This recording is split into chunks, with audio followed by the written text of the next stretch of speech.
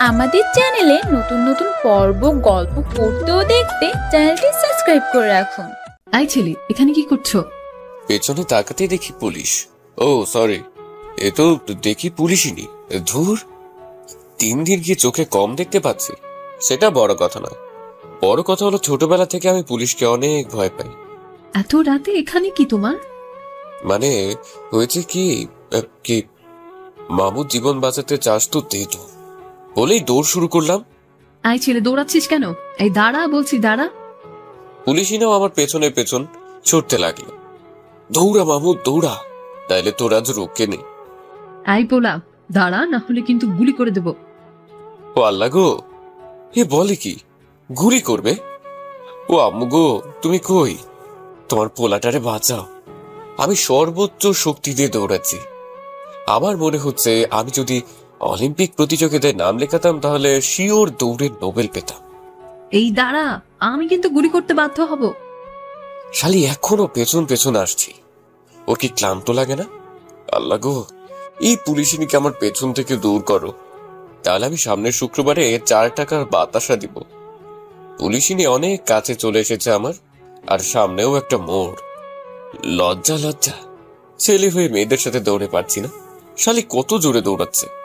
সামনের মোড় যেই না ঘুরতে যাব তখন আমার জুতা স্লিপ খেয়ে পড়ে যায়। ও আল্লাহ গো, আমার কোমর মনে গেল গেল। আই শালা, এবার কোথায় যাবি? পুলিশিনী আমার কাছে এসে আমার কলার চেপে ধরে বলল, কিন্তু কে দেয় পুলিশিনীর কথার উত্তর? উড়ি বাগো, আমার পাটা মনে ভেঙে গেছে। ও আম্মু তুমি কই? আই শালা, চিল্লাবি না, তোর পা ভাঙে নাই, চলে গেছে। আমি পায়ের দিকে তাকিয়ে দেখি সত্যি তো আমার পা ভাঙে নাই, চলে গেছে। এবার বল, তুই আমাকে দেখে এমন করে দৌড়াচ্ছিলি কেন? আমি কিছু করিনি, আমাকে ছেড়ে দিন, আমাকে মারবেন না, দয়া করে আমার জেলে নিবেন না। তাই একদম চুপ কর, নেকা কান্না করবি না। আমি মুখে হাত দিয়ে চুপ হয়ে গেলাম। এবার আমার কথার উত্তর দে। কোন কথা? তুই আমাকে দেখে দৌড়াচ্ছিলি কেন? আসলে আমি পুলিশকে দেখলে অনেক ভয় পাই। কেন রে, তুই কি চোর? ছি, নাউজুবিল্লাহ, এসবের কিছু আমি নই। আসলে পুলিশরা অনেক বদমেজাজি হয়। হাই, কি বললি? কিছু না কিছু না। এবার বল, তুই রাত 12:15টার সময় রাস্তায় কেন? কোন খারাপ মতলব নিয়ে বের হয়েছিস সেটা বল। বিশ্বাস করুন, আমার কোনো খারাপ মতলব নেই। আমি তো টিউশনি করে বাসায় ফিরছিলাম। এই, আমাকে দেখে কি তোর পাগল মনে হয়? এত রাতে কিসের টিউশনি? আসলে স্টুডেন্টের মা আমাকে রাতের খাবার না খাইয়ে ছাড়ছিল না, তাই আসতে এত দেরি হয়ে গেল। বিশ্বাস করুন, আমি কোনো চোর না। বুঝলাম, তবে তুই পুলিশকে দেখলে ভয় পাস কেন? আসলে আমি যখন 3য় শ্রেণীতে পড়ি তখন আমাদের পাশের বাসার এক আঙ্কেলকে পুলিশ অনেক মেরেছিল, আর তখন থেকে পুলিশকে অনেক ভয় পাই। কেন মেরেছিল? উনি নেশা করতো বলে। তুইও কি নেশা করিস? ও মা, ছি ছি, আমি অমন না।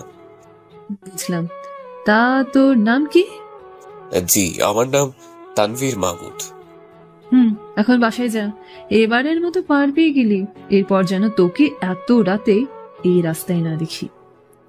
আমার আর পাইকে তাড়াতাড়ি করে সেখান থেকে উঠে দ্রুত পায়ে বাসার দিকে এগোতে লাগলাম। আল্লাহ, অনেক বাঁচা বাঁচেছি, আর একটু হলেই আমার দম বন্ধ হয়ে যেত। উফ, কি ভয়ানক পুলিশিনী, কেউ দৌড়ানি টাইলা দিল আমাকে। এমন দৌড়ানি আমি জীবনেও খাইনি। দেখতে মাশাআল্লাহ হুর পড়ি, কিন্তু এত ভয়ানক কেন? এত সুন্দর চেহারা নিয়ে পুলিশ হলো কেমতে? নার্স বা ডাক্তার হতো তাহলে কত ভালো হতো, তাও সেবা করতো। সুন্দরী রমণীর হাতের সেবা, উফ, কি যে ভালো লাগতো না। কিন্তু না, শালি পুলিশিনী হয়েছে। এদিকে পড়ে গিয়ে অনেকটা ছুলে গেছে, কোনো মতে খোঁড়াতে খোঁড়াতে বাসায় পৌঁছলাম। বাসায় কলিং বেল দিতে আম্মু এসে দরজা খুলে দিল। কিরে মাহমুদ, তোর এই অবস্থা কেন? আম্মু গো, তোমার পোলারে বাঘিনী দৌড়ানি দিছে। কি? বাঘ? বাঘ আসলো কোথা থেকে? আর আম্মু, পুলিশ দৌড়ানি দিছে। কি? পুলিশ? তো কেন? আমি রাস্তা দিয়ে আসছিলাম, তখন পুলিশ আমাকে ডাক দেয়। আমি পুলিশ দেখেই দেই দৌড়। তুই দৌড় দিলি কেন? আম্মু, তুমি তো জানো আমি পুলিশ কতটা ভয় পাই। বুঝছি বুঝছি। ইস, আমার পিচ্ছিটা কতখানি চলে গেছে। আয়, মেডিসিন লাগিয়ে দিচ্ছি। দাও। আম্মু মলম লাগিয়ে ওষুধ খাইয়ে আমার রুম থেকে চলে গেল। আমি একটু ঘুমানোর চেষ্টা করছি, তবে ঘুম আসছে না। ব্যথার জন্য ঘুম আসছে না চোখে। বারবার এই পুলিশিনীর মায়া ভরা চেহারা চোখের সামনে ভাসতে লাগলো। এত সুন্দর দেখতে, কিন্তু এত রাগী কেন? রাগী বা যাই হোক না কেন, মেয়েটা একদম ভুল পরিণত। এই মাহমুদ, বেটা কি রে, তুই এত মেয়েকে নিয়ে ভাবছিস কেন? মেয়েটা যেমনই হোক না কেন, তাতে তোর কি? তোর মাথা ব্যথা কোথায়? তাহলে কি তুই পুলিশিনের উপরে ক্রাশ খেলি নাকি? না, কখনোই না। পুলিশিনের উপরে ক্রাশ খেলে আমার জীবনটা তেজপাতা হয়ে যায়। এইসব ভাবতে ভাবতে ঘুমিয়ে গেলাম। সকালবেলা ঘুম থেকে উঠে পাটা নাড়াতে পারছি না ব্যথায়। আরো শীতে চুলেছে, সহজে কি যাবে ব্যথা? কোনো মতে বিছানা থেকে উঠে বাইরে আসলাম রুমে। অনেক শীত পড়েছে, তাই গায়ে একটা চাদর জড়িয়ে চলে গেলাম মামার দোকানের সামনে। সেখানে গিয়ে দেখি সব হারামিরা বসে আছে। আমার কলিজার বন্ধুগুলা। আমি সবগুলো দেখে খোঁড়াতে খোঁড়াতে ওদের কাছে রোদে গিয়ে দাঁড়ালাম। তোর পায়ে কি হয়েছে? আর বলিস না, কালকে রাতে পুলিশের দৌড়ানি খাইছি। কি? কিন্তু কেন? এই যে একটাই কারণ। তারপরে ওদেরকে সব কিছু খুলে বললাম। আমার কষ্টের কথা শুনে হারামিগুলো হাসতে হাসতে পেটে ব্যথায় উঠায় ফেলাইছে। ওই কুত্তারা, হাসবি না, এখন চা খাওয়া। মামা 3টা চা দান তো। ওকে মামা, দিচ্ছি।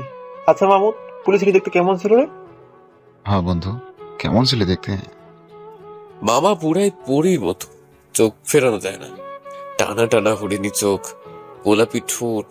উফ! কিরে মামা, ক্রাশ খাইছিস পুলিশের দৌড় খেয়ে? ওই হারামি, সুন্দরী হলে কাজ হবে কি?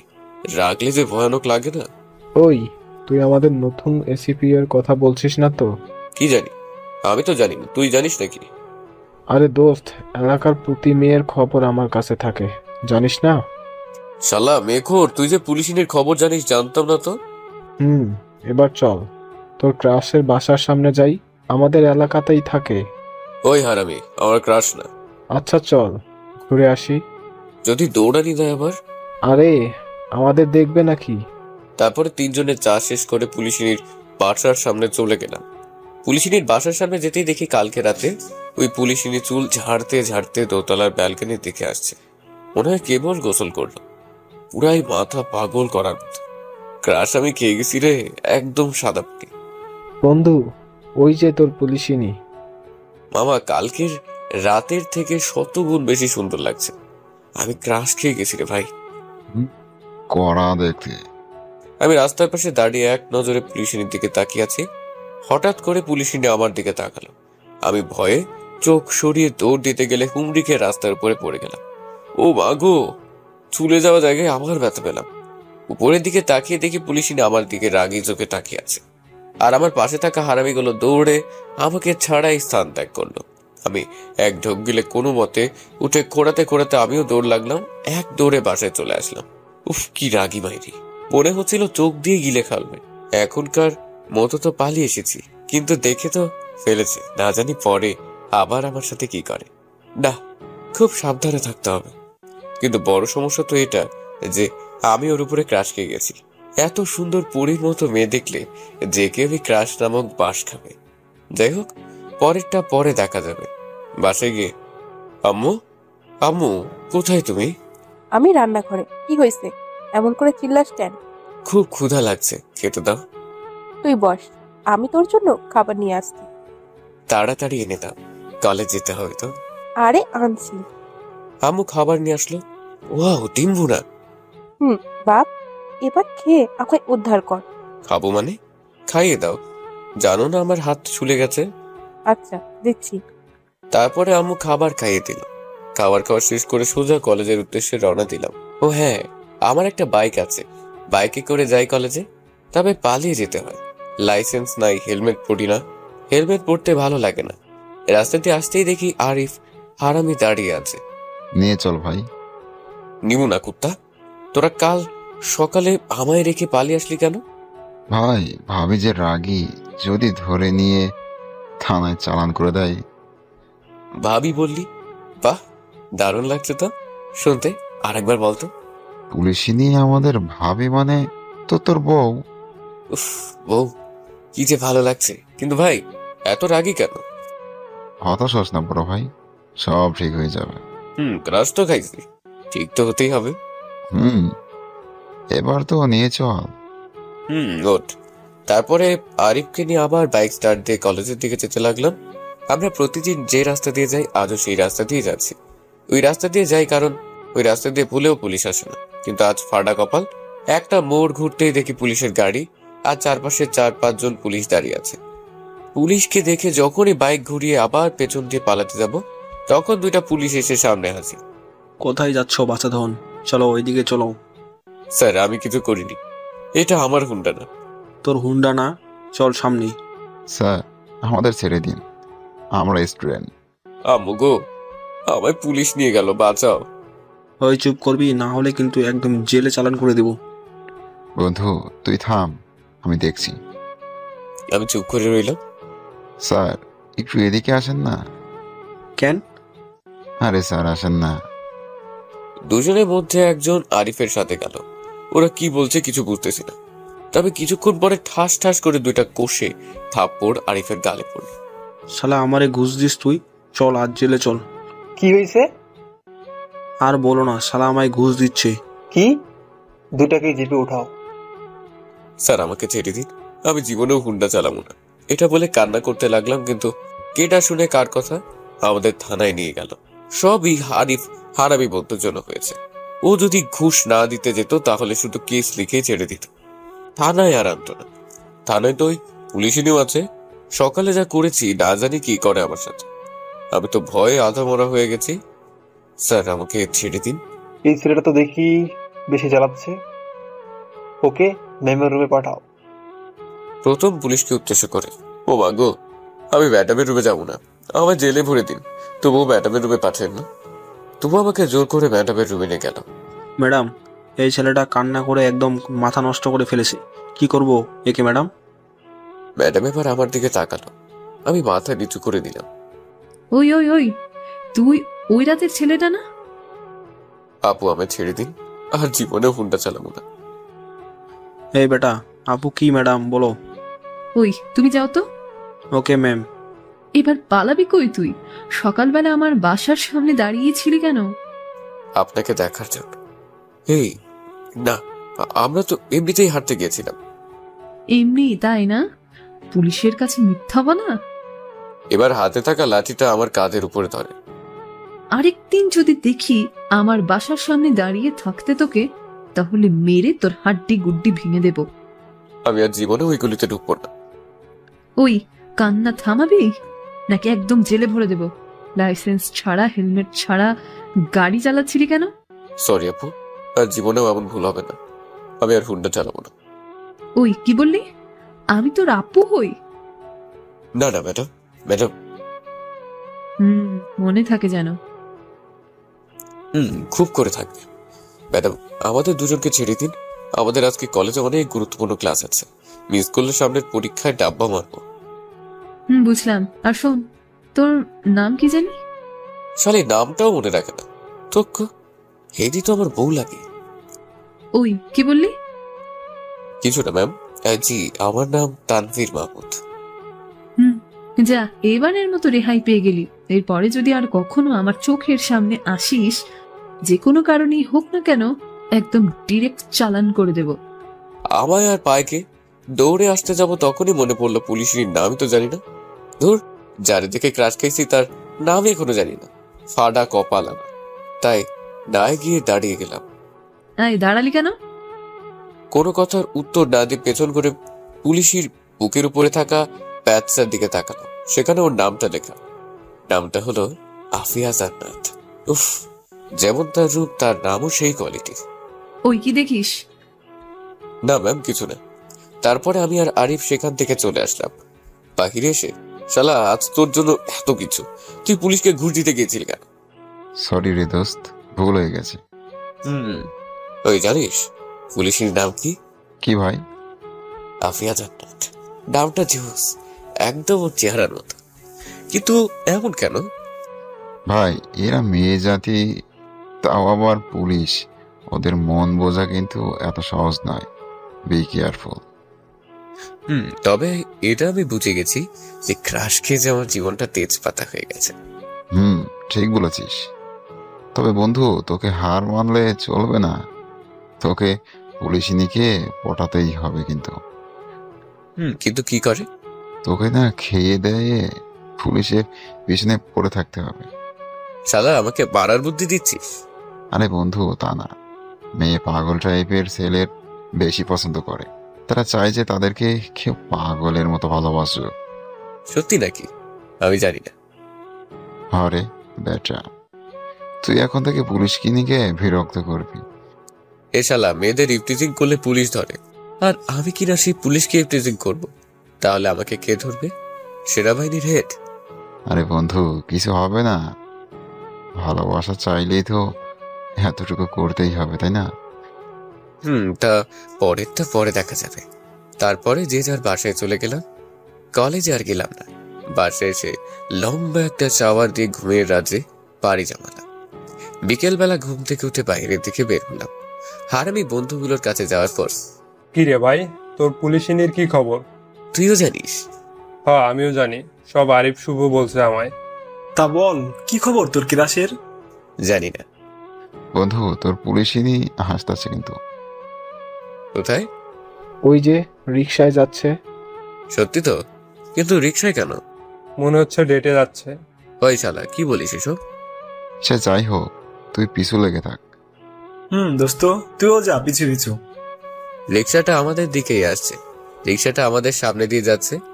আফিয়া আমার দিকে তাকালো, আর আমি তো এক দৃষ্টিতে তাকিয়ে আছি। আফিয়া সেটা বুঝতে পেরে বাঘিনীর মতো রাগী চোখে আমার দিকে তাকালো, আর তাতে আমি ছোট্ট করে একটা মুচকি হাসি দিলাম। রিক্সাটা আমাদের ক্রস করে যাওয়ার সময় দেখলাম পুলিশিনী বিড়বিড় করে কি জানি বলছে। নিচে আমার গালি দিচ্ছে। তাতে আমার কি? আমার হাতে মোটেও সময় নেই। ওই হারামিরা, একটা রিক্সা ডাক, দেখছিস না কেন? তোদের ভাবি চলে যাচ্ছে। বাহ, পুলিশিনী কিপটিজিং করবো? বুঝতেছি না আমার এত সাহস হলো কোথা থেকে। প্রেমে পড়েছি বলেই কোনো ভয় করছে না। আমি একটা রিক্সা নিয়ে আফিয়ার রিক্সার পেছন নিলাম। আমাদের রিক্সা একদম ওদের পিছনে, সেটা পুলিশিনী বুঝতে পেরেছে, তাই বারবার পেছনে তাকাচ্ছে। আর তখনই আমি অন্যদিকে তাকাচ্ছি। দেখতে দেখতে আফিয়ার রিক্সাটা একটা রেস্টুরেন্টের সামনে গিয়ে থামলো। তাহলে কি সত্যি আফিয়ার বয়ফ্রেন্ড আছে? না, ব্যাপারটা আমাকে দেখতেই হচ্ছে। তাই আমিও রিক্সাওয়ালাকে রেস্টুরেন্টের সামনে থামাতে বললাম। আফিয়া আমার দিকে রাগী দৃষ্টিতে রিক্সার ভাড়া দিচ্ছে ঠিকই, কিন্তু তাকিয়ে আছে আমার দিকে। আমি এদিক সেদিক তাকিয়ে আছি আর মাথা চুলকাচ্ছি। পুলিশিনী রেস্টুরেন্টের ভিতরে যেতে আমি রিক্সার ভাড়া মিটিয়ে ওর পিছু নিয়ে ভেতরে গেলাম। কিন্তু আমি যেটা ভাবছিলাম তা নয়। আফিয়া কোনো বয়ফ্রেন্ডের সাথে দেখা বা মিট করতে আসে নাই। ও গিয়ে 3টা মেয়ের কাছে বসলো।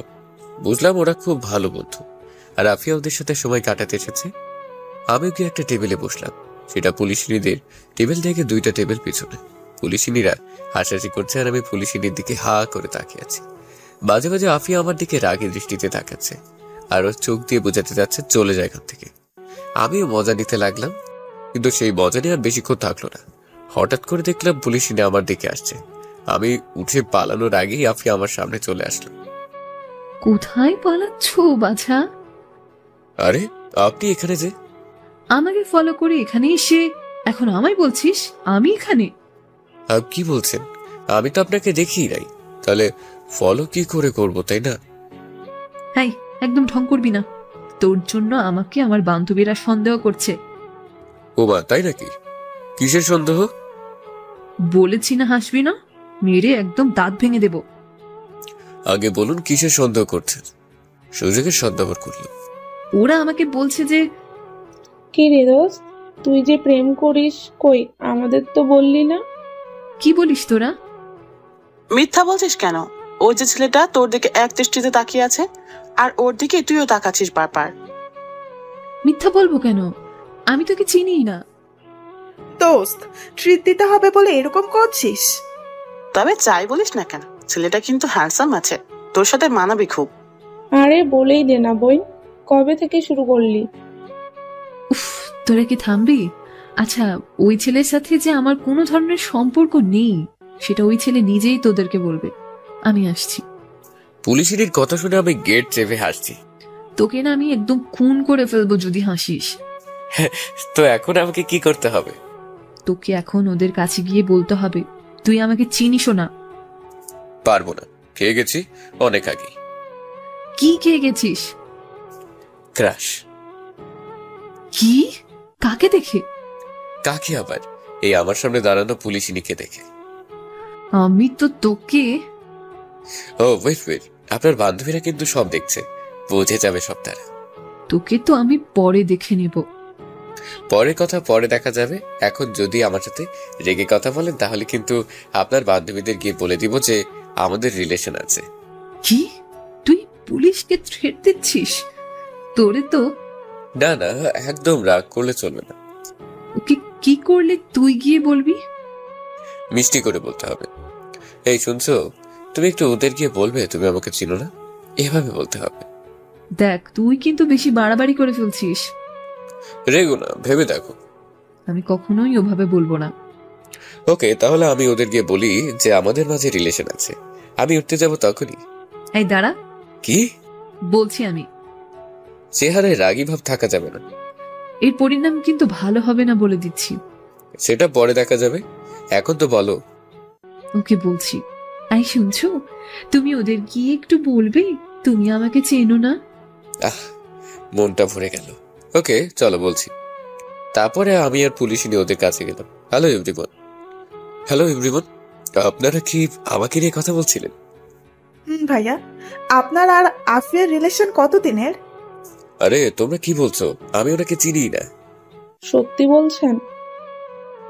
হ্যাঁ সত্যি বলছি, তবে চিনি না তো কি হয়েছে, কথা তো তোমাদের সাথে বলতে পারি। ওকে যাও, আজ আমার পক্ষ থেকে তোমাদের ট্রিট। কথাটা বলেই পুলিশের দিকে তাকালাম, দেখলাম রাগী চোখে তাকিয়ে আছে। ওয়াও, সত্যি? ভাইয়া বসেন না।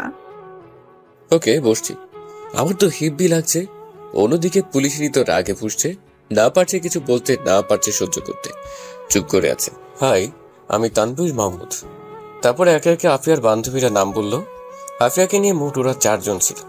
খাবার অর্ডার দিলাম, কিন্তু আফিয়া কোনো কথা বলছে না, শুধু রাগী চোখে আমার দিকে তাকিয়ে আছে। আরো রাগাতে বললাম, একটা কথা বলি। জি বলুন। তোমরা 3 জন না হেব্বি দেখতে, পুলিশিনীকে বাদ দিয়ে। ধন্যবাদ ভাইয়া। পুলিশিনী দেখছি এবার আরো রেগে গেল। না আর রাগানো যাবে, তাহলে কিনা এখানে বোম ব্লাস্ট হয়েছে। তাই তাড়াতাড়ি করে কোনো মতে খাবার খেয়ে ওখান থেকে ভাগলাম। উফ কি যে ভালো লাগছে না, হেব্বি লাগছে। তারপর বাসায় চলে এলাম। রাতে আর কিছু খেলাম না, যা খেয়ে এসেছি তা পেট থেকে এক কোনাও কমে নাই, তাই ঘুমিয়ে গেলাম। এক ঘুমে রাত কাবার। সকালবেলা ঘুম থেকে উঠে ফ্রেশ হয়ে নাস্তা করে কলেজে গেলাম। অনেকদিন কলেজ যাওয়া হয় না। কলেজ গিয়ে সোজা নিলয়ের আর বাকি সবার কাছে গেলাম। কিরে বন্ধু, কাল যে ভাবিকে পিছনে নিয়ে চলে গেলি, তারপর কি হলো? কিছু তো বললিও না।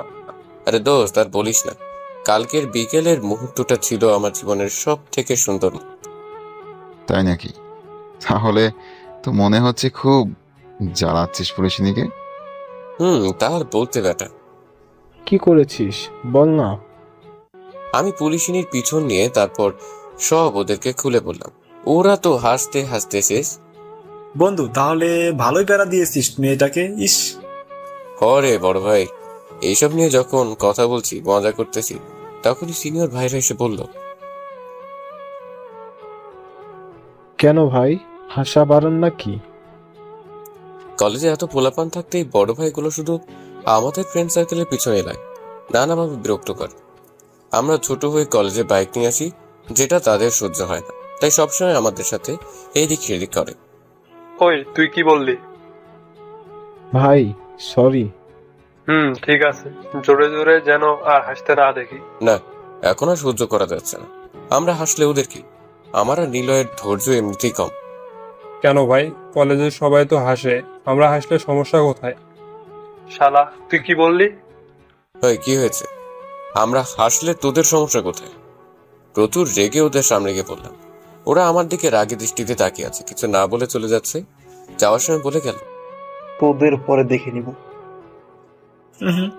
দেখে যখন নিবি তো এখনই দেখে নি, পালাচ্ছিস কেন? আমিও বুঝতে পারছি না ওরা আমাকে দেখে পালাচ্ছে কেন। কিরে বন্ধু, ওরা তো তোর কথা শুনে পালালো কেন? শালারা আমাকে দেখে ভয় পায় তাই। তারপরে সবাই মিলে হেসে উঠলাম। তখনই কে যেন আমার কাঁধে হাত দিয়ে আমার কলার চেপে ধরল। সঙ্গে সঙ্গে আমিও পিছনে ঘুরতে ঘুরতে বলতে লাগলাম, কোন হালারে? তখনই ঠাস করে আমার গালে একটা থাপ্পড় পড়ে। পেছনে তাকিয়ে দেখি পুলিশিনী দাঁড়িয়ে আছে, আর থাপ্পড়টাও ওই মেরেছে। আপনি এখানে? বলার সাথে সাথে গালে আরো একটা থাপ্পড় পড়লো। ও আগো, বাঁচাও আমায়। পুলিশিনীকে দেখে আরিফ, নিলয়, সিয়াম ওরা সবাই কলেজ থেকে উঠল। তোকে আজ কেউ বাঁচাবে না। আমি কি করেছি? আমার সাথে আপনি এমন করছেন কেন? তুমি বুঝতে পারছো না তুমি কি করেছো। তোকে আমি সেদিনই বলেছিলাম এর ফল ভালো হবে না। প্লিজ আমাকে ছেড়ে দিন। তুই চল আজকে থানায়, তারপরে দেখতে পারবি কি সুন্দর করে তোর আদর যত্ন করি। এই বলে পুলিশিনী আমার কলার ধরে টানতে টানতে কলেজের বাইরে নিয়ে যেতে থাকে। কলেজের সবাই আমাদের দিকে অবাক চোখে তাকিয়ে আছে। প্লিজ ম্যাম, আমাকে ছেড়ে দিন, সকলে দেখছে তো। দেখুক, তোকে আমি সেদিনই বলেছিলাম বেশি বাড়াবাড়ি করিস না। না, সত্যি সেদিন খুব বাড়াবাড়ি করেছি। পুলিশিনী অনেক রেগে আছে। আমাকে আর কিছু বলতে না দিয়ে সোজা থানায় নিয়ে আসলাম। থানায় আসার পর করিম সাহেব, হাজতের দরজা খুলুন। তারপর হাজতের দরজা খোলা হলো, আমাকে ভেতরে নিয়ে গেল। প্লিজ ম্যাম, আমাকে মাফ করে দিন, আমি সেদিন অনেক বড় ভুল ফেলেছি, আমাকে ছেড়ে দিন। ছাড়বো তোকে অবশ্যই, তার আগে তোকে ক্রাশ খাওয়ার জালটা বোঝাতে হবে না। করিম সাহেবকে লাঠি টানতে বলল। এমন করবেন না ম্যাম, আমার সামনে এক্সাম। আমার সাথে ফাজলামো করিস? আমাকে ব্ল্যাকমেইল করার মজা তোকে বোঝাচ্ছি। একটি পুলিশ লাঠি দিয়ে গেল, আর পুলিশিনী লাঠিটা দিয়ে আমার এক পায়ে খুব জোরে একটা বাড়ি দিল। আমি সঙ্গে সঙ্গে মাগো বলে চিৎকার দিয়ে ফ্লোরে বসে পড়লাম। কিরে, এক বাড়িতে ফ্লোরে বসে পড়লি? আরগুলো কোথায় নিবি? ওই কেউ এসে একে তুলে ধরো। প্লিজ ম্যাম, এমন করবেন না, আমি কখনো আর আপনার সামনেও আসবো না। চুপ, একদম জাস্ট চুপ। পুলিশিনী যে এত ভয়ঙ্কর হবে তা আগে ভাবেনি, তাও আবার এতটুকু সামান্য বিষয় নিয়ে। তারপরে কেউ একজন এসে আমার দুই বাহু ধরে তুলে ধরলো।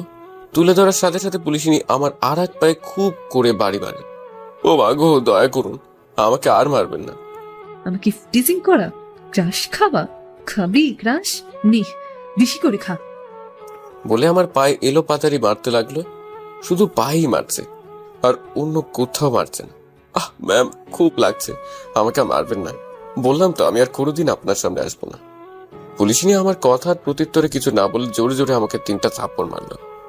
তারপর তার সর্বশক্তি দিয়ে ডান পায়ে বাড়ি মারলো, যার ফলে আমি আর দাঁড়িয়ে থাকার শক্তি পেলাম না। পা আমার অবশ হয়ে যাচ্ছে। নিজের ভর পায়ের উপর আর ধরে থাকতে না পেরে যে আমাকে ধরে রেখেছিল তার উপরে দিয়ে দিলাম। পুলিশিনী মারছে আর আমি ওর মুখের পানে তাকিয়ে আছি। আর কোনো কথা বলছি না বা জিজ্ঞেস করছি না, অনেক কষ্ট হচ্ছে। তখনই পুলিশিনী আবার ডান পায়ে যেই বাড়ি দিল, মনে হচ্ছে পাটা কেউ কেটে নিয়ে গেছে। ম্যাম, দয়া করুন, পাটা হয়তো ভেঙে গেছে। আমাকে যে ধরে রেখেছিল তার হাত পা রীতিমতো কাঁপাকাঁপি শুরু হয়ে গেছে।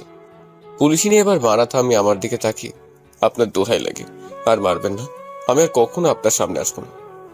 পাশ থেকে একটা পুলিশ বলল, ম্যাম ওকে ছেড়ে দিন, ওর পা মনে হয় ভেঙে গেছে। পুলিশিনী হাতের ইশারায় আমাকে যে ধরেছিল তাকে সরে যেতে বলল। সে ছেড়ে দেওয়ায় আমি ফ্লোরে শুয়ে পড়লাম আর পা ধরে কান্না করতে লাগলাম। ম্যাডাম, এটা কি করব এখন? ওর বন্ধুদের ফোন করে ওকে নিয়ে যেতে বলো। পুলিশিনী আর কিছু না বলে চলে গেল। আর পাশে থাকা পুলিশের মধ্যে একজন এসে আমার পকেট থেকে মোবাইল বের করে শুভর নাম্বার ডায়াল লিস্টে আগে পেয়ে ওকেই ফোন দিল আর আমাকে নিয়ে যেতে বলল। কিছুক্ষণ পরে ওরা থানায় আসলো। আমাকে জেলের মধ্যে পড়ে থাকতে দেখে দৌড়ে আমার কাছে আসলো। মাহমুদ, তোর এই অবস্থা কেন? দোস্ত, আমাকে এখান থেকে নিয়ে যা, আমি আর সহ্য করতে পারছি না। তোর পায়ে কি হয়েছে? শোনো, তোমাদের বন্ধুর ডান পা ভেঙে গিয়েছে, ওকে হাসপাতালে নিয়ে যাও। প্লিজ আমাকে নিয়ে চল। তারপরে ওরা আমাকে উঠে দাঁড় করালো। শুভ আর সিয়াম ওদের কাঁধে আমার দুই বাহু রেখে ভর করালো, আর আরিফ নীলা আমাকে আধো কোলে করে ধরে নিয়ে বাইক নিয়ে যেতে লাগলো। বের হয়ে যাওয়ার সময় পুলিশিনীকে দাঁড়িয়ে থাকতে দেখলাম। পুলিশিনীকে দেখে নিলয় বলল, ম্যাডাম, এই সামান্য একটা বিষয়ের জন্য যেটা করছেন সেটা কি ঠিক করছেন?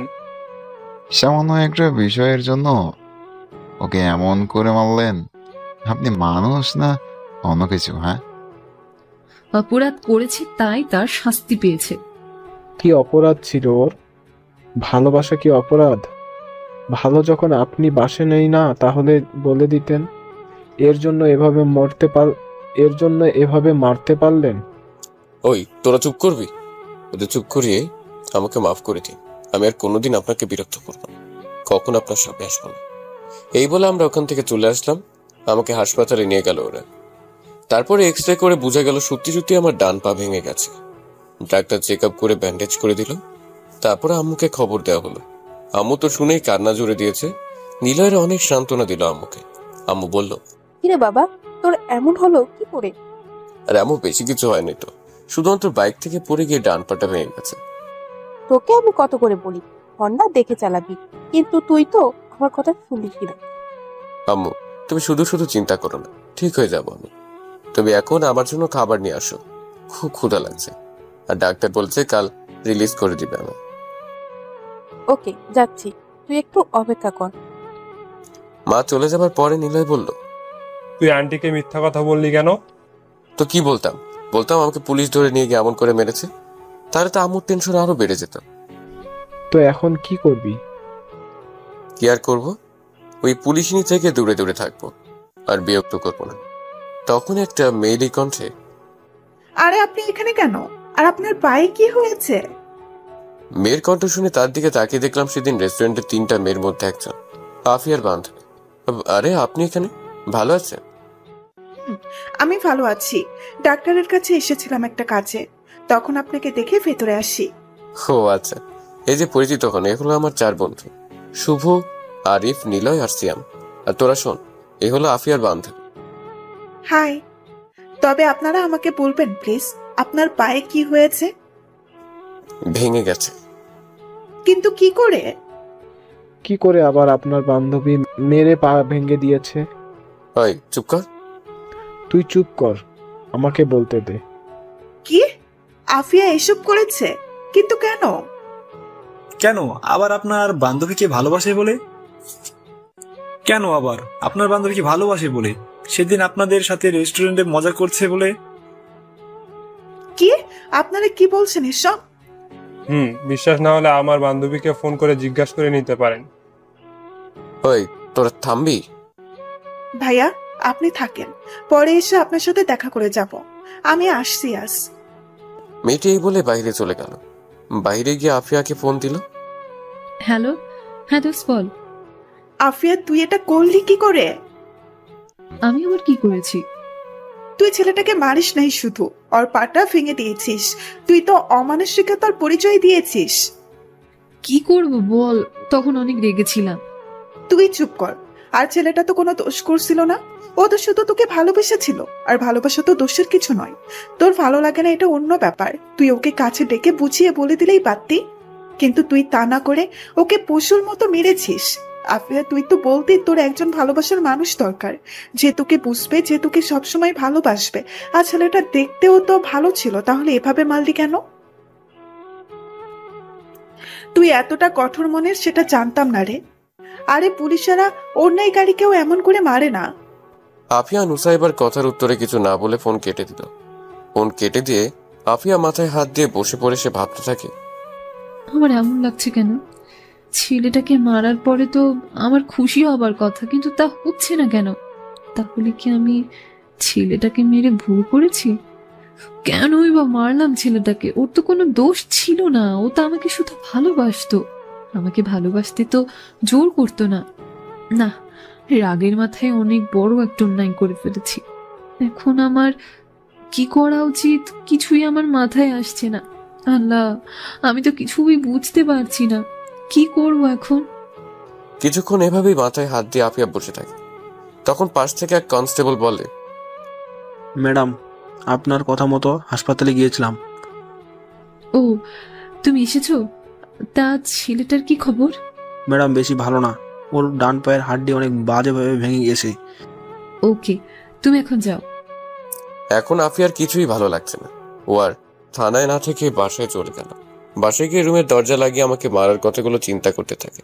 আর এদিকে হাসপাতালে, তোর হন্ডা আমি বিক্রি করে দিব। আম্মু এসব কি বলছো তুমি? আমি ঠিকই বলছি। তাহলে আমি কলেজ যাবো কি করে? আমি রিক্সা ঠিক করে দিব, তোকে কলেজে নিয়ে আসবে আর দিয়ে আসবে। আরে আম্মু, কিছু হবে না, তুমি শুধু শুধু চিন্তা করছো। না, আমি যেটা বলছি সেটাই। তোর কিছু হয়ে গেলে আমি কি নিয়ে বাঁচবো বল? আমার লক্ষ্মী আম্মু, আমি প্রমিস করছি আর কখনো জোরে হুন্ডা চালাবো না। মনে থাকবে তো? আম্মু, খুব করে মনে থাকবে। দাও, এবার খাইয়ে দাও তো। আয়। আর তোকে বাসায় যেতে দিতে কবে? কালকে বিকেলে। আর ঠিক হতে কতদিন লাগবে? সম্পূর্ণ ঠিক হতে প্রায় 2 মাস লাগবে। তাহলে তোর কয়েকদিন পরেই এক্সাম। কিছু হবে না। আমি প্রিন্সিপালকে ফোন করে সব খুলে বলেছি।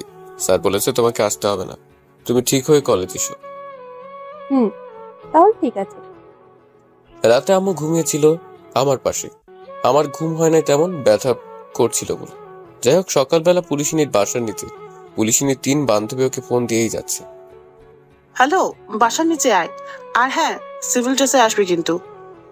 কেন? আরে আসতে বলছি আসবি, এত প্রশ্ন কেন করছিস? 10 মিনিট পরে আফিয়া ওদের বাসার নিচে এলো। কি ব্যাপার, তোরা এত সকাল এখানে কেন? আফিয়া বুঝতে পেরে মাথা নিচু করে নিল। মন খারাপ করে আর কি হবে, এখন চল আমাদের সাথে। আফিয়া বুঝতে পারে ওর বান্ধবীরা ওকে আমার কাছে নিয়ে আসবে আর ওকে দিয়ে সরি বলাবে। আফিয়া ওদের কথা মতো মাথা নিচু করে গাড়ি উঠে বসলো। গাড়ি চলতে শুরু করলো। কিছু দূর যাওয়ার পরে, শোন, তুই গিয়ে ছেলেটিকে সরি বলবি, আরো বলবি যে তোর ভুল হয়ে গিয়েছে। বলবো। আরো কিছুটা পথ যাবার পরে যখন সবাই চুপ, তখন আফিয়া বলল, আচ্ছা, একটা কথা বলি। কি বলবি বল। বলছিলাম, ফুলের তোড়া নিয়ে গেলে একটু ভালো হয় না? আফিয়া, তুই বলছিস সে কথা? বাহ, অবশেষে তোর কাছ থেকে ছেলেটার জন্য কিছু নিয়ে যাওয়া হবে, খুব ভালো। তাহলে বসে আছিস কেন? যা ফুলের তোড়া নিয়ে আয়। তারপরে গাড়িটা থামিয়ে আফিয়া চলে গেল ফুলের তোড়া আনতে। ফুলের তোড়া আনার পরে আফিয়াকে একটু খুশি খুশি দেখাচ্ছিল। তারপরে আর দেরি না করে হাসপাতালে চলে আসলো। এদিকে আমি আম্মুর সাথে কিছু বিষয় নিয়ে কথা বলছিলাম। তখন আফিয়ার বান্ধবীরা বলল, আসতে পারি? ওদের কথা শুনে আম্মু ওদের দিকে তাকায়। তারপর আম্মু বলল, আসো। তারপরে আগে আফিয়ার বান্ধবী 3 জন রুমে প্রবেশ করলো। সর্বশেষে দেখি আফিয়া মাথা নিচু করে ফুলের তোড়া নিয়ে আসছে। আমি অবাক হয়ে তাকিয়ে আছে ওর আসার দিকে। আফিয়া নীল ড্রেস পরে এসেছে, একদম নীল পরি লাগছে। মন বলছে এক নজরে তাকিয়ে থাকতে, কিন্তু তাকাতে পারছি না। 2টা কারণ, 1 ভয়ে, 2 রাগে। ভয়ের কারণ তাকানোর জন্য যদি আবার মারে, কিন্তু আফিয়া মাথাটা নিচের দিকে করে তাকিয়ে আছে। মনে হচ্ছে ওর মন খুব খারাপ। তখন, তোমরা কারা? তোমাদের তো চিনলাম না মা। আন্টি, আমরা মাহমুদের পরিচিত। আচ্ছা, তোমরা বসো, ওর সাথে কথা বলো, আমি ডাক্তারের সাথে গিয়ে কথা বলে আসি। আম্মু এই বলে চলে গেল। আফিয়া মাথা নিচু করে সবার পিছনে দাঁড়িয়ে আছে। আম্মু চলে যাওয়ার পর, ভাইয়া ভালো আছেন? ভালো আছি। আপনারা কেমন আছেন? জি, আমরাও ভালো আছি। শুরু কর, এবার বল গিয়ে। আফিয়ার সামনে থেকে ওর 3 বান্ধবী সরে গেল। পুলিশিনী মাথা নিচু করে আছে। কিরে বল। অপরাধী চোখে আফিয়া আমার দিকে তাকালো, আর আমি তো অপলক দৃষ্টিতে তাকিয়ে আছি। সত্যি আজকে অনেক সুন্দর লাগছে পুলিশিনীকে। এক নজরে তাকিয়ে থাকতে ইচ্ছে করছে। ওকে দেখার পরে আমার রাগ অভিমান কোথায় যে হারিয়ে গেছে সেটা আছে না। সরি। আরে আপনি সরি বলছেন কেন? আমি অন্যায় করেছি, তাই মেরেছেন। আমার ভুল হয়ে গিয়েছে, প্লিজ মাফ করে দাও। পুলিশিনীর মুখ থেকে তুমি শুনে কেমন জানি অনুভূতি হতে লাগলো। ভাইয়া, আফিয়া ওর ভুল বুঝতে পেরেছে, তাই বলছিলাম প্লিজ ওকে মাফ করে দিন। হ্যাঁ ভাইয়া, প্লিজ। ওকে, মাফ করে দিলাম। পা ভেঙে দিয়ে সরি বলছে, মাফ চাচ্ছে, মাফ করিন। সত্যি? নাও, এটা তোমার জন্য। ফুলের তোড়াটা আমাকে দিয়ে ধন্যবাদ। যতই নরম হও না কেন, লাভ নাই। আমি তোমার শত শত হাত দূরে থাকবো। পুলিশিনীর বোনের মধ্যে কি চলছে জানি না, কিন্তু আমি ওর দাঁড়ে আর কাছেও যাব না। যদি এত তাড়াতাড়ি সব ভুলে যাই, তাহলে সুদে আসলে শোধ নেওয়া হবে না। দেখ এবার, যাকে এত মারলি তাকে বলার সাথে সাথে সবকিছু ভুলে গিয়ে তোকে মাফ করে দিল। আরে কি বলছো তোমরা? ঠিকই বলছি। সত্যি আমি অনেক খারাপ করে ফেলেছি। আরে ও কোনো ব্যাপার না, আমি কিছু মনে করি নাই। শালি মেরে এখন আধিক্যেতা দেখাতে আসছে। মনে মনে এসব বলছি, তখনই হঠাৎ আম্মু রুমে আসলো। দি, ওকে কবে বাসায় নেবেন? আর ঠিক হতে কতদিন লাগবে? 2 মাস লাগবে ঠিক হতে।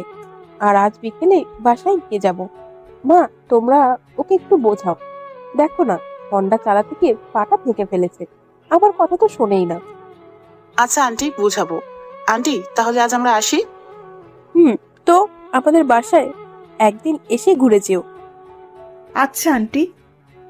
সকলে আম্মুর কথা শুনে আমার দিকে তাকিয়ে আছে।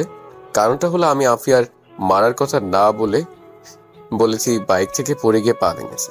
আফিয়া আমার দিকে অবাক চোখে তাকিয়ে আছে। ওরা বাইরে যাবার পরে, দেখেছিস ছেলেটিকে তুই মেরেছিস, সে কথা না বলেছে হন্ডা থেকে পড়ে গিয়ে পা ভেঙে গিয়েছে। দেখেছিস কত ভালো ছেলেটি। ছেলেটি যদি তোকে না ভালোবেসে আমাকে ভালোবাসতো তাহলে ওকেই আমি বিয়ে করতাম। রাগিস কেন? আচ্ছা চল বাসায় যাই। আমাকে বিকেলে হাসপাতাল থেকে রিলিজ করে দেবার পর বাসায় নিয়ে আসা। দেখতে দেখতে 2 মাস কেটে যায়। এখন আমি সম্পূর্ণ সুস্থ। 15 দিন আগে গিয়েছিলাম ডাক্তারের কাছে ড্রেসিং করাতে। তবে এতদিন বাসায় থাকতে থাকতে বোরিং হয়ে গেছি। সিদ্ধান্ত নিলাম আজ কোথাও বের হবো। কিন্তু যাব কিভাবে? আম্মু এখনো বাইরে যেতে দিবে না, 2 বাইক তো নিতেই দিবে না। তারপরও আম্মুকে 9-6 অনেক কিছু বুঝিয়ে বিকেল বেলায় বাইক নিয়ে আমি আর আরিফ বের হলাম। আরে হ্যাঁ, এই 2 মাসে আমার বাইকের লাইসেন্স করিয়ে নিয়েছি, ড্রাইভিং লাইসেন্সও করিয়েছি। আমরা দুজনে যাচ্ছি, হঠাৎ করে দেখি কিছু দূরে পুলিশ গাড়ি চেকিং করছে। আপিও আছে। আমরা কাছে যেতে একটা পুলিশ আমার বাইক থামালো। হেলমেট তো পরেছো, এবার গাড়ির কাগজপাতি দেখাও। ড্রাইভিং লাইসেন্স কোথায়? আমরাও সাথে সাথে গাড়ি থেকে নামলাম আর আমাদের দেখা মাত্র আফিয়া আমার দিকে এগিয়ে আসলো। ওনাদের যেতে দিন। Okay ma'am. ওই তোমরা যাও, কাগজপাতি দেখাতে হবে না। তবে আমি কোনো কথা না শুনে বাইকের সিট খুলে কলেজপাতি বের করলাম। আফিয়া আমার দিকে তাকিয়ে আছে, কিন্তু আমি ওর দিকে একবারও তাকাইনি। এই নিন আমার বাইকের কাগজ আর আমার ড্রাইভিং লাইসেন্স। তারপর পুলিশটি আমার কাগজপাতি চেক করে বলল কোনো সমস্যা নেই। আমরা আর কোনো কথা না বলে সেখান থেকে চলে আসলাম। চলে আসার সময় দেখলাম আফিয়া আমার দিকে তাকিয়েছিল। তবে আমি দেখেই সাথে সাথে চোখ ঘুরিয়ে সেখান থেকে চলে আসি। এত সহজে সবকিছু ভোলা যাবে না। যাই হোক, বাসার দিকে আস্তে আস্তে রাত 10টা বাজলো। অনেকদিন পরে বেরিয়েছি তো, তাই আড্ডা দিতে দিতে অনেক রাত হয়ে গেছে, যে কখন টেরও পাইনি। শীতের রাত 10টা মানে অনেক রাত। সব দোকানপাট বন্ধ হয়ে গেছে অলরেডি। আমি আর আরিফ বাইক নিয়ে আসছি, রাস্তা খালি ফুল স্পিডেই আসছি। তখন সামনে নজর গেল, দেখলাম এখনো পুলিশিনীর গাড়ি ওখানে দাঁড়ানো। আমি বাইক স্লো করে চালিয়ে ওর গাড়ির কাছে আসতে ওকে গাড়ির সামনে দেখতে পেলাম না। তবে গাড়ির ওপাশ থেকে শব্দ আসছে, বাঁচাও বাঁচাও, কে আছো, আমাকে বাঁচাও প্লিজ। আমার কানে শব্দটা আসা মাত্রই জোরে বাইক টেনে গাড়ির বিপরীতে এসে দেখি 3টা যুবক একটা মেয়েকে জোর করে কোথাও নিয়ে যাওয়ার চেষ্টা করছে। তবে মেয়েটার মুখ দেখা যাচ্ছে না, গাড়ির ভিতরে অন্ধকার। হয় কে রে ওখানে? আমি আর আরিফ গাড়ি থেকে দ্রুত নামতে নামতে কথাটা বললাম। আমাদের কথা শুনে যুবক 3জন দৌড়ে পালালো। তখন গাড়ির অন্ধকার থেকে আফিয়া বের হয়ে আসলো। আমি আর আরিফ তো ওকে দেখে অবাক। আফিয়াকে দেখে আমি উল্টো দিকে ঘুরে দাঁড়াই। আপনি এখানে?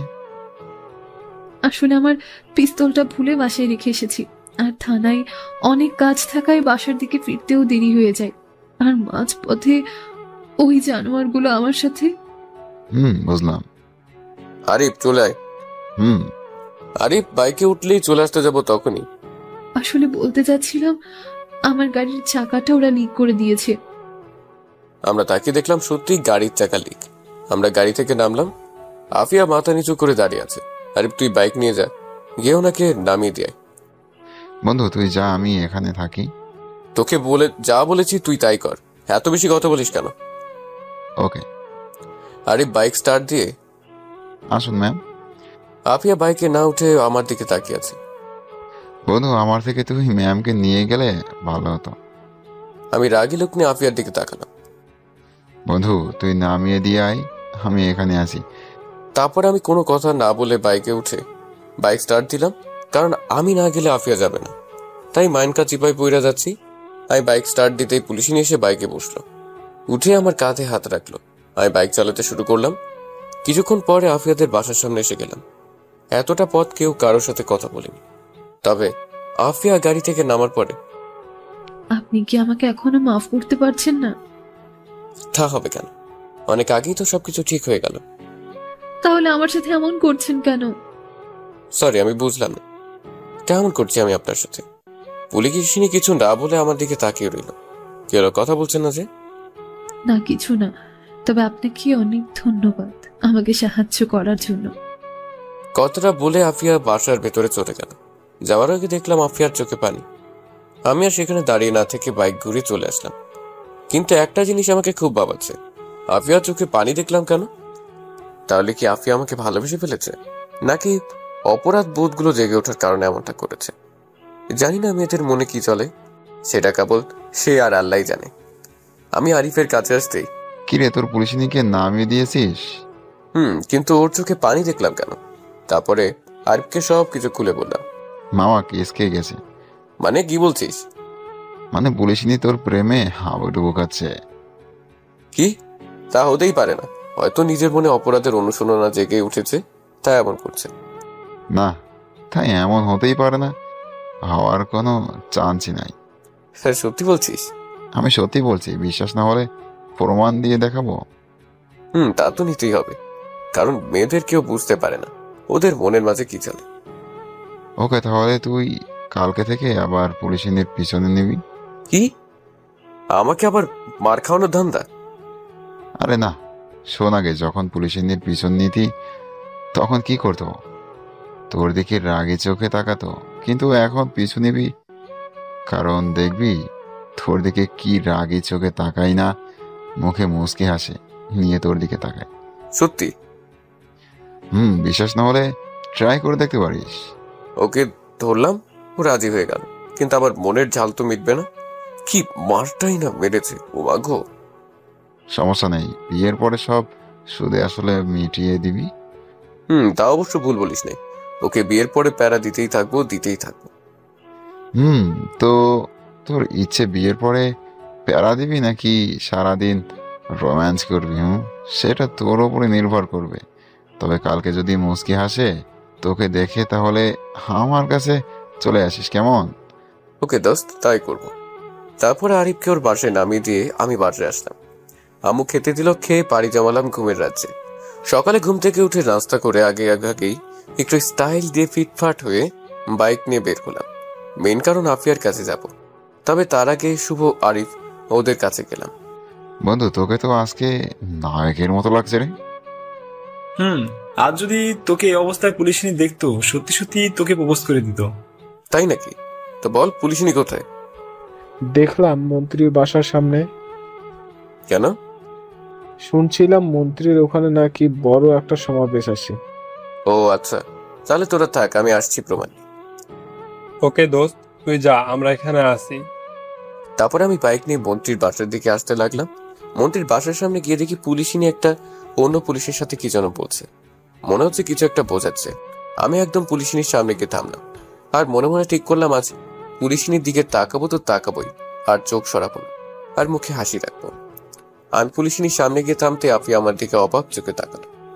আমিও কোনো কথা না বলে ওর দিকে এক নজরে তাকিয়ে আছি। পুলিশিনী আমার দিকে তাকিয়ে আছে অনেকটা অবাক আর কিছুটা মন খারাপই চোখে। আমি কোনো কথা বলছি না, শুধু তাকিয়ে আছি। আফিয়া আমার দিকে তাকিয়ে আছে, কই হাসি তো দিচ্ছে না, শুধু অবাক হয়ে তাকিয়ে আছে। দেখি কি হয়। এক পর্যায়ে আফিয়া আমাকে চোখ দিয়ে একপাশে থাকলো। আমি ব্যাপারটা বুঝতে পেরে আমিও একপাশে আসলাম। কি ব্যাপার, আপনি আমার দিকে ওরকম করে তাকিয়ে আছেন কেন? কি ব্যাপার, কিছু বলছেন না কেন? ধুর, হাসছে না কেন, শুধু তাকিয়ে থেকে প্রশ্ন করছে। ধুর, ভালো লাগে না, মনে মনে এসব বলছি। কি হলো বলুন, কেন তাকিয়ে আছেন? তাকিয়ে আছি কারণ তোমার ওই দুই নয়নে নিজেকে হারিয়ে ফেলতে চাই, আর জানতে চাই তোমার ওই চোখের ফোঁটা ফোঁটা জলবিন্দুর রহস্য। দেখতে চাই তোমার ওই নয়নের মাঝে কার জন্য বেঁধেছ ঘর। যদি দেখি কারোর জন্য পানি বিন্দু দিয়ে বাঁধুনি ঘর, তাহলে নিজের জন্য ওখানে বাঁধতে চাই একটা কুড়ে ঘর।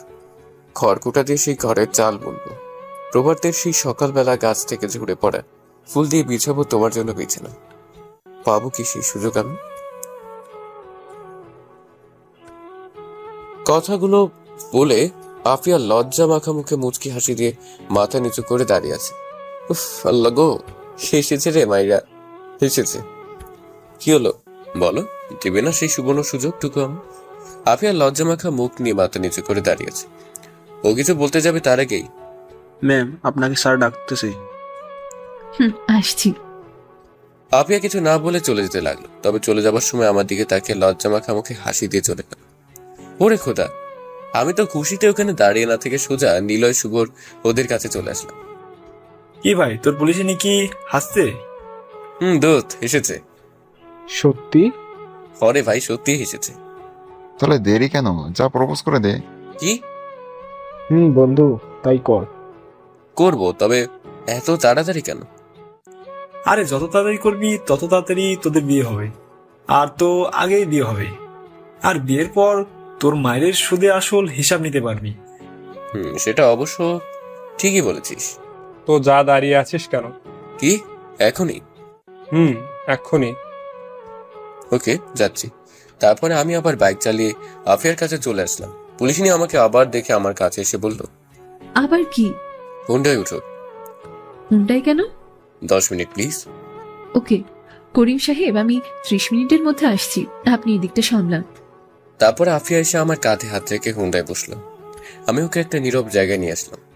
এখানে আনলে কেন? কিছু কথা বলার জন্য। কি কথা? আমি প্রত্যুত্তরে কিছু না বলে ওর সামনে হাঁটু গেড়ে বসে গোলাপ ফুলের তোড়াটা বের করলাম। ফুলের তোড়াটা আসার সময় নিয়ে এসেছিলাম। আমি তোমাকে ভালোবাসি। আফিয়া অবাক হয়ে মুখে 2 হাত চেপে দাঁড়িয়ে আছে। ও হয়তো ভাবতেও পারে না আমি এমন একটা কাজ করব। এই পুলিশিটিকে নিয়ে স্বপ্নের ঘর বাঁধতে চাই। করবে আমায় বিয়ে? Will you marry me? Afia কিছু বলছে না। কি হলো, কিছু বলো। তুমি আমাকে ভুল বুঝছো। ভুল বুঝছি মানে? আল্লাহ, এখন কি করব? কি হলো বলো, কি ভুল বুঝছি? ভুল এটাই বুঝছো যে আমি তোমাকে ভালোবাসি না। কি? আমি যেটার ভয় পাচ্ছিলাম তুমি সেটাই করলে। আসল কথা এটা যে আমি তোমাকে কখনো ওই নজরে দেখিনি। ভালো যদি নাই বাসো তাহলে ওই সময় ভাবে হাসার মানে কি? তখন তোমার বলা পাগলামি কথাগুলো শুনে হাসছিলাম। তোমাকে আমি তখনই বলতে চেয়েছিলাম, কিন্তু স্যার একাই বলা হয়নি। ও, তা আমাকে কি ভালোবাসা যায় না? ভালোবাসা যায়, কিন্তু তোমার প্রতি আমার সেরকম ফিলিংস নেই। আর তুমি আমার থেকে অনেক ছোট। ছোট বলে কি ভালোবাসা যায় না? দেখো, তোমাকে কথাগুলো বলতে অনেক খারাপ লাগছে, কিন্তু তবুও বলতে হচ্ছে আমি তোমাকে ভালোবাসি না। তোমাকে এতদিন আমি শুধু ছোট ভাই নজরে দেখে এসেছি। আমি অবাক চোখে আফিয়ার দিকে তাকিয়ে আছি। তুমি অনেক ভালো একটা ছেলে, আর আমার থেকে তুমি অনেক ভালো মেয়ে পাবে জীবন সঙ্গী হিসেবে। আমাকে মাফ করে দাও। আমি কিছু না বলে ওখান থেকে হুন্ডায় উঠে স্টার্ট দিয়ে চলে আসলাম। চলে আসার সময় প্লিজ মাহমুদ, আমাকে ভুল বুঝো না। পেছন থেকে কথাগুলো আফিয়া বলল, কিন্তু আমি আর না থেমে সেখান থেকে চলে আসলাম।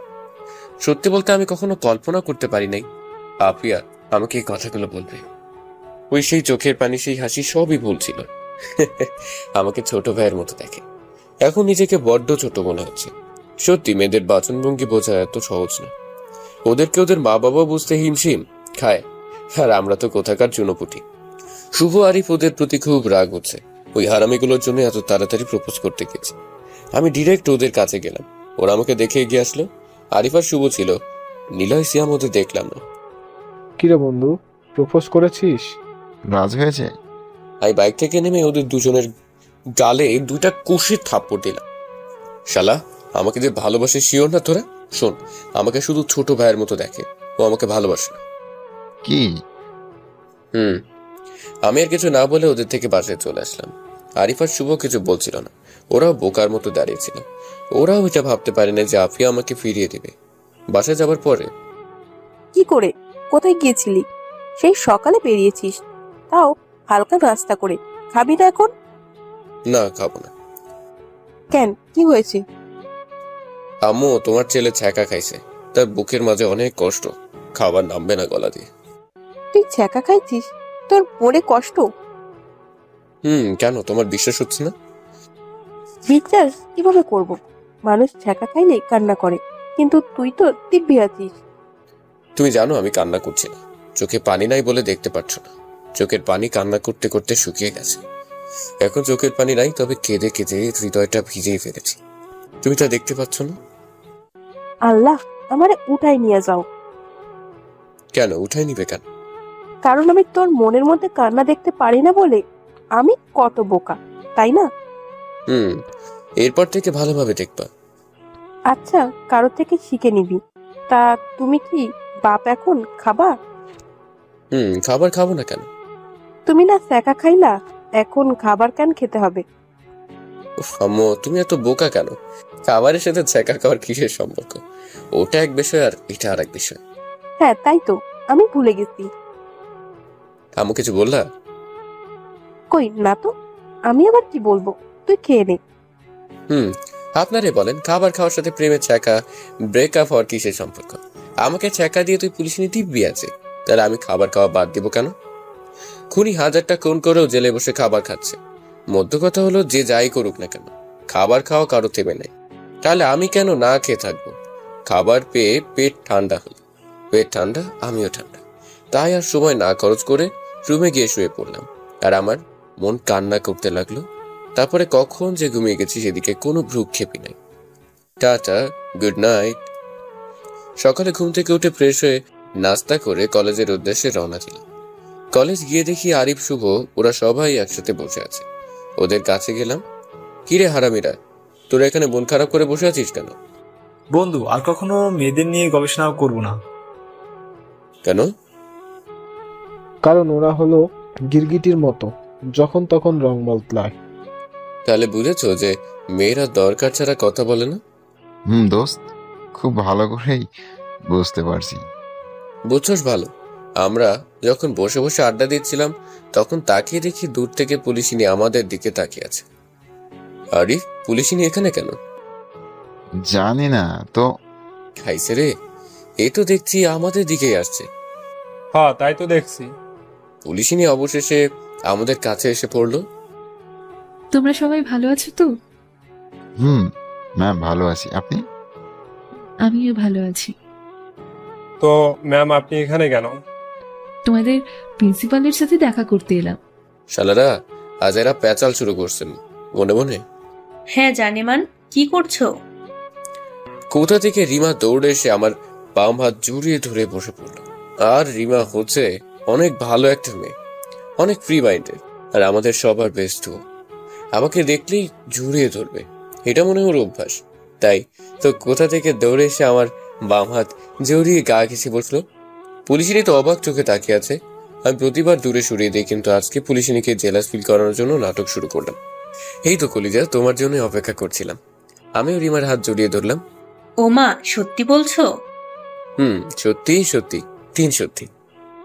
ওলে ওলে আমার সুইট সোনাটা। পুলিশিনী এক নজরে আমাদের দিকে তাকিয়েছে।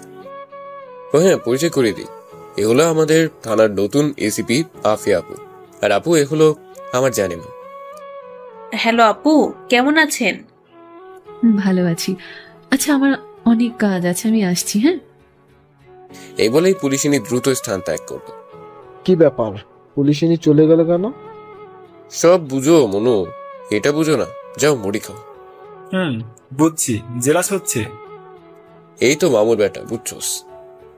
আমি কিন্তু তোমাদের কথার আগাগোড়া কিছুই বুঝতে পারছি না। আরে হ্যাঁ, তোকে তো কিছুই বলি নাই, তাহলে শোন। তারপর রিমাকে সবকিছু খুলে বললাম। ওহো, এ ব্যাপার, আগে বলবি না? তাহলে নাটক আরো একটু বেশি করতাম। সে যাই হোক, তুই এখন বুঝতে পারছিস তো যে তোর কি কি করতে হবে? খুব ভালো করে বুঝতে পারছি। চল শুরু করে দিই। পুলিশিনী প্রিন্সিপালের রুমে আসে, একটু পরেই বের হবে। ওকে, তোরা যা, আমরা এখানে আসি। ওকে, তোরা থাক, আমরা একটু পুলিশিনীকে বাজিয়ে আসি। তারপরে রিমাকে হুন্ডায় বসিয়ে প্রিন্সিপালের রুমের নিচে দাঁড়িয়ে পুলিশিনীর জন্য অপেক্ষা করতে লাগলাম। এখন দেখবে আর ফুলবে। পুলিশিনী প্রিন্সিপালের রুম থেকে বের হয়ে আমাকে আর রিমাকে হুন্ডায় বসা দেখে আড়ালে দাঁড়িয়ে গেল। ওই তোর পুলিশিনী লুকালো, এখন শুরু করা যাক। বসে আছিস কেন? বাবু চলো না, নদীর কিনারায় গিয়ে প্রেম করি। ওকে সোনা, চলো। তোমার জন্য তো আমি আকাশের চাঁদও এনে দিতে পারি।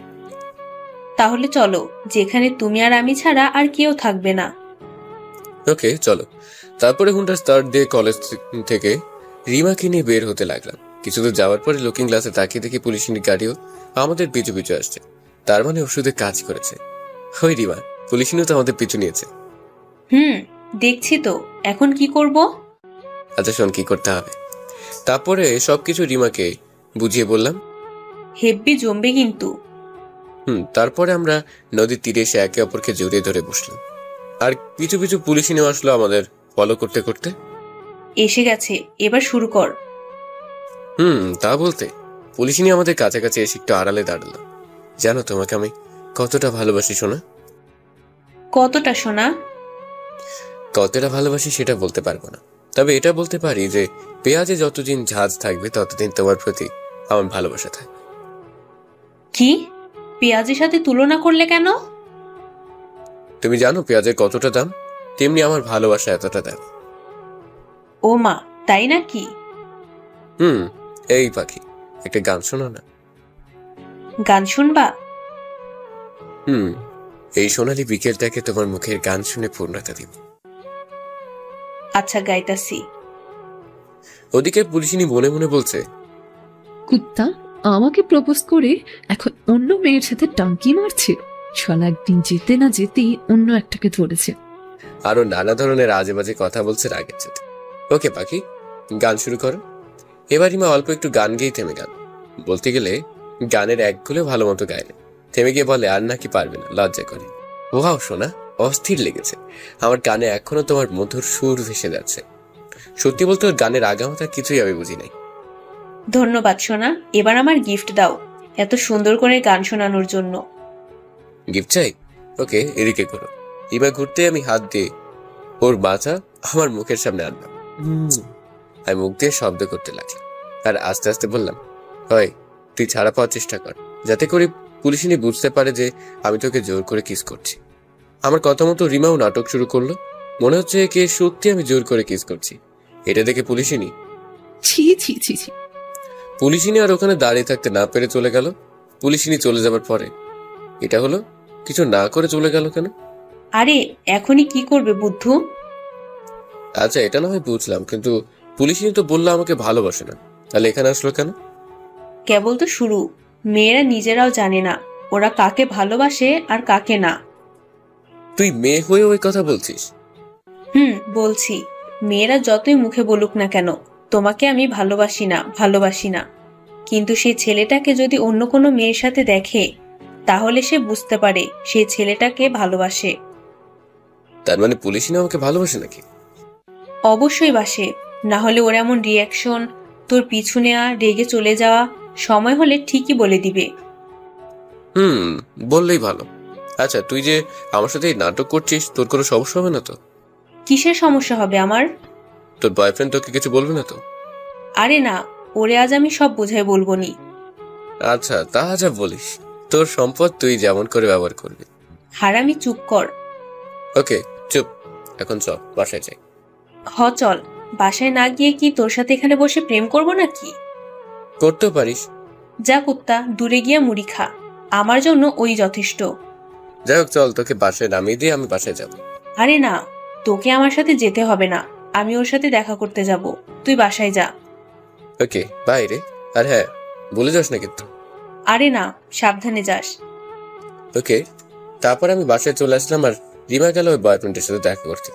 আর ওদিকে পুলিশিনী বাসায় গিয়ে ভাবছে, শালা লুচ্ছা কোথাকার, আমাকে বলে সে নাকি আমায় ভালোবাসে, না করার সাথে সাথেই অন্য একটা মেয়ের সাথে ইটিস পিটিস করছে। আর যদি আমার সামনে কখনো আসে তাহলে ওকে আমি খুন করে ফেলবো। এসব একা একাই বক বক করছে আর আপিয়া ওর মনের সাথে ঝগড়া করছে। আপিয়ার অবস্থা, ওর মন আর ও। আচ্ছা তোর কি, মাহমুদ অন্য কোনো মেয়ের সাথে ইটিস পিটিস করলে মারবে কেন? কুত্তাটা মারবে না কেন সেটা আগে বল। ও না আমাকে বললো ও আমাকে ভালোবাসে, কিন্তু তুই তোকে ভালোবাসিস না, তাহলে তোর সমস্যা কোথায়? তুই এত জ্বলছিস কেন? পুড়ে ছাই হচ্ছিস কেন? তোর তো খুশি হবার কথা, যাকে ভালোবাসিস না সে আর তোর পিছু পিছু ঘুর ঘুর করবে না।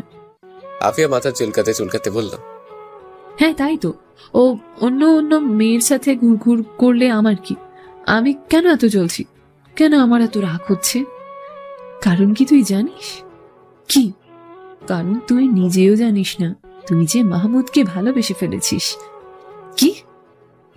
এখনো সময় আছে, নিজের সাথে যুদ্ধ না করে যা গিয়ে তোর ভালোবাসার মানুষটাকে ফিরিয়ে নিয়ে আয়। কিন্তু কিভাবে ও রাজ্যে যে এখন অন্য কেউ থাকে? তো কি হয়েছে?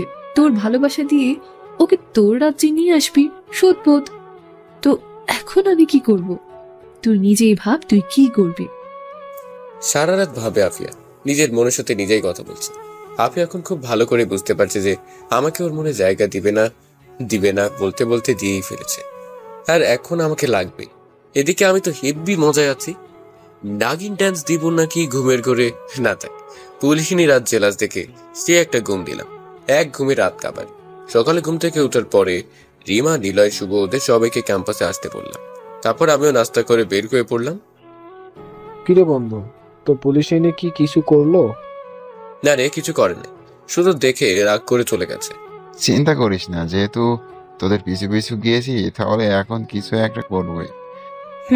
ঠিক বলছিস। তো আজ কিছু করবি না? করবো তো অবশ্যই, কিন্তু পুলিশিনী কোথায়? আমি আসার সময় পুলিশকে চেকপোস্টের ওখানে দেখে আসলাম, ওখানে গেলেই দেখতে পারবি। ওকে, তোরা থাক, আমি তাহলে দেখেই আসি। ওকে চল। তোরা যা ভাই, আমারও তো আর কেউ নাই, সারা সিঙ্গেলেই মরবো মনে হয়। ধুর বেটা, যা মুড়ি খা। তারপরে আমি রিমাকে বাইকে করে নিয়ে চেকপোস্টে দেখে যেতে লাগলাম। চেকপোস্টের ওখানে গিয়ে পুলিশিনীকে দেখতে পেলাম।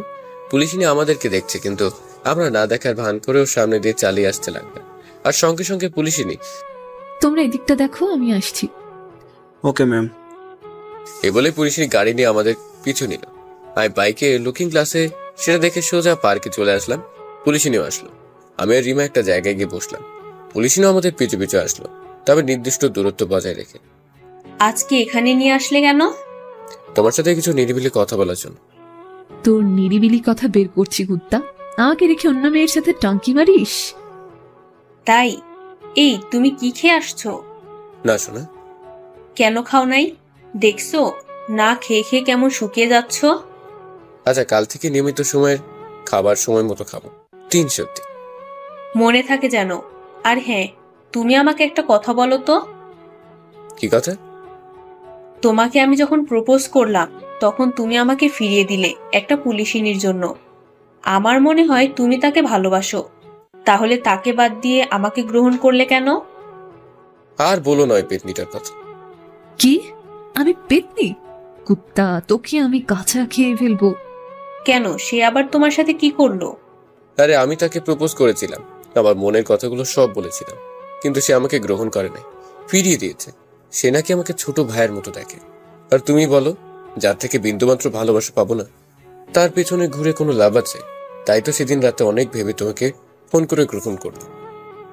ও আচ্ছা, পুলিশিনী যদি কোনোদিন তোমার জীবনে ফিরে আসে তাহলে তুমি কি করবে? আমি চুপ করে থাকলাম, আর এদিকে অধীর আগ্রহে পুলিশিনী আমার উত্তর শোনার অপেক্ষা আছে। কি হলো বলো। আরে না, তাকে কোনোদিনই গ্রহণ করবো না। তোমাকে ছেড়ে তাকে কখনোই গ্রহণ করবো না। যদি সে এসে আমার পা জড়িয়ে ধরেও কান্না করে তারপরেও গ্রহণ করবো না। সত্যি? যে মেয়ে বোনের কথাই না জানে তার সাথে কিসের ভালোবাসা? অশ্রু ভেজা চোখে পুলিশিনী আমার দিকে তাকিয়ে আছে। আফিয়া সহ্য করতে না পেরে সেখান থেকে কান্না করতে করতে গাড়ি টেনে চলে গেল। এই রে, আজকে মনে হয় বেশি হয়ে গেছে। পাগলিটা কান্না করতে করতে চলে গেল। একটু বেশি হয়ে গেছে হয়তো। যা হবার হইছে, এবার চল বাসায় যাই। যাবো তো, কিন্তু আমার তো কিছু ভালো লাগছে না। কোনো টেনশন নিতে হবে না, চল তুই। চল। যেই না বাসায় যাওয়ার জন্য পা বাড়ালাম, অমনি পুলিশিনী ঝড়ের বেগে গাড়ি টেনে আমাদের সামনে আসলো। আমরা তো অবাক চোখে তাকিয়ে আছি। পুলিশিনী গাড়ি থেকে নামলো। আমি স্পষ্ট দেখতে পেলাম যে পুলিশিনীর চোখে পানি, কিন্তু আমার দিকে রাগী ভাবে এগিয়ে আসছে। কি করবো এখন বুঝতেছি না। আপনি বলার সাথে সাথে ঠাস করে একটা থাপ্পড় মারলো আমার গালে। আমি অবাক চোখে গালে হাত দিয়ে দাঁড়িয়ে আছি। তোদের মতো ছেলেদেরকে ভালোবাসতে নয়, ঘৃণা করতে হয় আর মারতে হয়। রিমা ভয়ের চোটে আমার পেছনে এসে লুকিয়েছে। আমি কি বলবো বুঝতে পারছি না। এতটা যে রেগে যাবে ভাবিনি। তুই একটা... আর কিছু না বলে চলে গেল। অনেক রেগে গেছে মনে হয়। আজ হয়তো একটু বেশি হয়ে গেছে। আমাদের মিথ্যা নাটকের জন্য এতটা রেগে যাবে ভাবতে পারিনি। তুই একটু আজ বেশি করেছিস। তাই বলে এমন করবে? কাছে এসে ভালোবাসি না বলে শুধু মারবে আর ভুল বুঝবে? এটা কোনো কথা? আরে কোনো ব্যাপার না, সব ঠিক হয়ে যাবে। কি ঠিক হবে? এই মেয়েটা এমন কেন? কষ্ট পেয়ে তিলে তিলে নিজেকে শেষ করে দিবে, তবেও এসে বলবে না মুখ ফুটে ভালোবাসি। আরে পাগল, মেয়েদের বুক ফাটে তো মুখ ফাটে না, তুই জানিস না? আর তাছাড়া তুই তো এখন শিওর হয়ে গেছিস পুলিশিনী তোকে ভালোবাসে, তাহলে এখন সবকিছু খুলে বল। না, কিছু বলবো না। যখন নিজে থেকে এসে বলবে ভালোবাসি তখনই ভালোবাসবো, তার আগে না। এ বলে রিমাকে নিয়ে বাসার উদ্দেশ্যে রওনা দিলাম। খুব রাগ হচ্ছে আফিয়ার উপর। থাপ্পড় মেরেছে এর জন্য না, রাগ হচ্ছে এর জন্য যে কষ্ট হবে তবেও মুখ ফুটে এসে বলবে না ভালোবাসি। গাধি মার্কামে এই গাধির পুলিশের চাকরি হলো কেমতে আল্লাহ জানে। মেজাজটা খুব খারাপ। বাসায় এসে সোজা রুমে গিয়ে শুয়ে পড়লাম। আম্মু অনেকবার খাবার খাওয়ার জন্য ডেকেছে, কিন্তু প্রতিবারই খাবো না বলে দিয়েছি। মনে মনে ভাবছে আফিয়া যদি ভাবে যে আমি আবার ওর সামনে গিয়ে বলবো ভালোবাসি, তাহলে ভুল ভাবছে। আমি আর কখন ওর সামনে যাব না, যদি না ও নিচ থেকে এসে বলে ভালোবাসি। অন্যদিকে পুলিশিনী বাসায় এসে রুমের দরজা লাগিয়ে কান্না করছে আর আমাকে নানান রকমের বকাঝকা করছে। কান্না করছে করুক, যেদিন ও চোখের পানি শেষ হয়ে যাবে সেদিন ঠিকই এসে বলবে ভালোবাসবে আমায়, একটু বুকে জায়গা দিবে তোমার। এদিকে আমারও ঘুম আসছে না, কি করবো সেটাও বুঝতে পারছি না। পাগলিটাকে অনেক আপন করে নিয়েছি মনে মনে। যতই দূরে যেতে চাই না কেন, সেই শেষমেশ কাছেই চলে আসি। মাঝরাতে স্বপ্নের মাঝে। তুমি আমায় খুঁজছো কেন? মন তোমায় খুঁজতে বাধ্য করেছে তাই খুঁজছি। জানি আমি কোনো নাবিক বা জাহাজের চালক নই, তবুও এটা জানি যে তুমি কোনো সুদূর সমুদ্রের কোনো ছোট্ট দ্বীপের মানবী। তোমার খোঁজে যে আমাকে বাণিজ্যে যেতেই হবে। কোথা হতে আর কেমন করে তুমি এখানে এলে? আমাদের বাগানের প্রাচীর তো অনেক উঁচু, আর তাতে ওঠা খুবই কষ্টকর। কে তোমায় এখানে আসার পথ বলে দিল? আমার ভালোবাসা আমাকে পথ দেখিয়ে এখানে নিয়ে এসেছে, হয়েছে পথ এগোনোর অনুপ্রেরণা। আমি তোমার চোখ দিয়ে নিশানা করে এখানে এসেছি। আমি কোনো সুদক্ষ নাবিক নই, তবুও তোমার জন্য সুদূর সমুদ্রের ঢেউ এক দুঃসাহসী অভিযানে নিজেকে বাজি রেখে তোমার কাছে আসার পথ এগোতা। একটা কথা আমাকে স্পষ্ট করে বলো তো, তুমি কি আমাকে ভালোবাসো? হয়তো তুমি বলবে হ্যাঁ, আর আমি সেটাই মেনে নেব, সে যাই হোক। মামু, তুমি শপথ করতে যেও না, সত্যি সত্যি বলো আমাকে ভালোবাসো কিনা। প্রিয়তম, ওই যে দেখেছ নীল আকাশের চাঁদ, যে গাছগুলোর মাথায় রূপোর টিপ পরিয়ে দিচ্ছে, ওই চাঁদের নামে আমি শপথ করছি যে আমি তোমাকে ভালোবাসি। না না, যে চঞ্চল অস্থির চাঁদ প্রতি মাসে তার কক্ষপথ পরিবর্তন করে, তার নামে তুমি শপথ করো না। তাহলে তোমার ভালোবাসাও একদিন ওই চাঁদের মতো অস্থির হয়ে পড়বে। তাহলে তাহলে কার নামে শপথ করব? শপথ একেবারেই না, তবুও যদি একান্তে করতে চাও তাহলে নিজ আত্মার উপরে করো। আমি তা নিঃসন্দেহে বিশ্বাস করে নেব। আমার এই একান্ত আত্মার প্রিয়তম। থাক থাক, শপথ করতে হবে না। আজকে আমাদের এই মিলন এক আর্শনিক। তুমি বলো, আজকের এই একান্ত মিলনের রাতে তুমি আমার কাছ থেকে কি চাও? আমি চাই ভালোবাসার বিশ্বাস, তার শপথ বিনিময়, যে শপথ আমি তোমার মুখ থেকে শুনতে চাই। আমি তো সেই শপথ আগে থেকেই করেছি, কিন্তু তুমি তো ফিরিয়ে দিয়েছো। যাই হোক, আমি আবারও করব।